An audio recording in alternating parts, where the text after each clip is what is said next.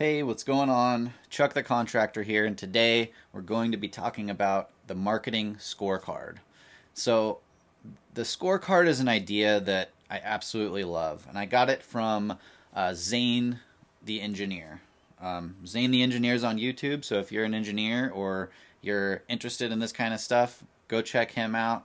He's a brand new channel, but he's going to be really big, and he gives out really awesome information. But I learned the scorecard thing from him. And one of the things about running a business or managing a business is that time flies, right? Like, I don't know about you, but I can't believe that we're already into the second quarter of 2022 and it feels like the year just began. And pretty soon the year will be over. And it's super easy to let time go by and to not track things closely. Um, when it comes to marketing and sales, that's like one of the most important things to track. Most companies don't do it, especially contractors and construction companies, small businesses. They either don't know it or they don't see the value in it or they don't have the time or whatever they might say. But the fact is, if you track this stuff on even a weekly basis, it's going to give you an idea of where you're headed. Trends will show you what the trend is. Which direction are you going? Are you on an uptrend? Are you on a downtrend? Are you staying the same? You really want to know this stuff. And so I'm going to quickly walk you through setting up a scorecard on Google Sheets. Google Sheets is a free Google app. All you need is a Google account, and you can go to Google Sheets and you can use it's basically like Microsoft Excel. You can do this on Excel. You can do this on paper. It doesn't really matter. What's important is that you're tracking this stuff. So over here on the spreadsheet, I've added some labels for these columns. So first of all, we want to know what week it is. And here are the things that we're going to track. And I'm just going to do this kind of how I would do it. So I like to bold everything at the top. I like to put a line under it. And I like to go to view, freeze, one row. What that does is, so even if I keep scrolling down, you can see the numbers are getting bigger. It keeps my labels right here at the top. And since they're bold, I'll be able to tell, that it's a label. So let's just pretend that we are in, you can sort these any way you want. Let's just say we're in April 2 out of 4, week 2 out of 4. No, not that. All right, we'll use a real date since Google doesn't want to let me do this.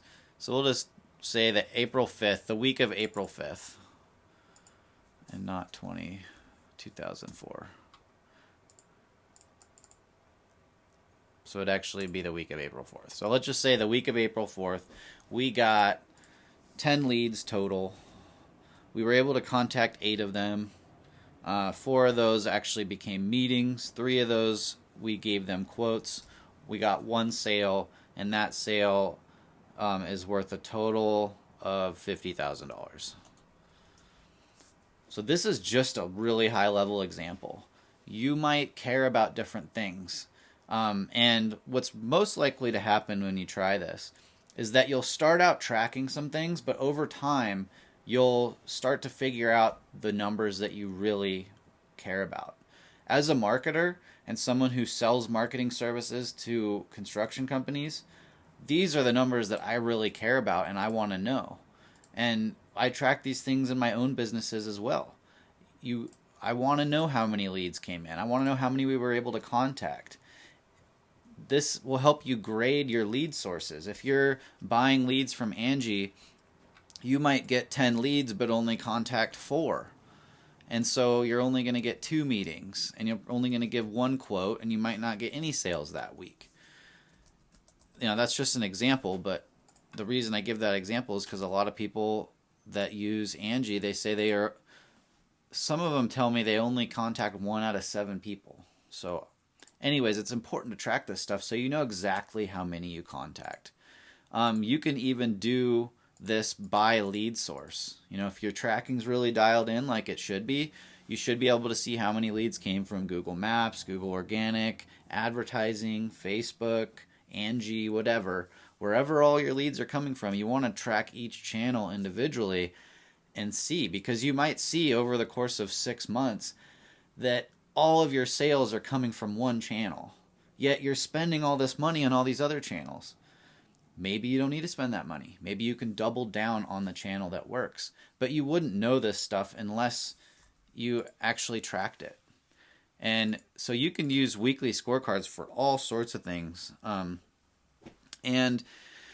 it's really a good way to set expectations as well. Because if, let's say that you've hired a marketing company and you've been working with them for 2 years and you've got this weekly scorecard from the last 2 years, and for some reason you decide to change marketing providers and you start working with a new company. If you've been tracking this stuff, you can say, look, this is where we're at. Can you do better than this? And then you continue tracking and you'll be able to see, are they doing better? Are they doing worse? The important part is you're setting clear expectations with yourself and with whoever you're working with. If you don't keep track, then you really can't set expectations. And so everything is just flying in the dark. You're flying by the seat of your pants. And if that's your style, all the more power to you. But if you want more certainty in your life, in your business life, then you got to use scorecards and you got to track this stuff.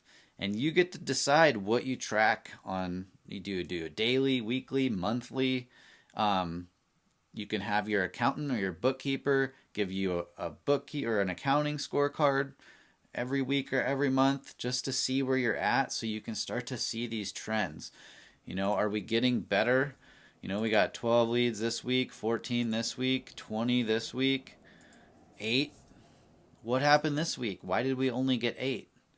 You want to notice those things, and you want to nip them at the bud. If you uncover a problem, you'll be able to attack it right away. And you'll be able to make better decisions in your business because you'll be able to see what's going on. And that's really what this is all about. A scorecard lets you see what's actually going on, and helps you make better decisions. So if you have questions, or leave them in the comments section. And if you've got other ideas for scorecards or other methods that you use to track this kind of stuff, I would love to hear about it. But other than that, if you don't mind, hit the like button, and I'll see you on the next one.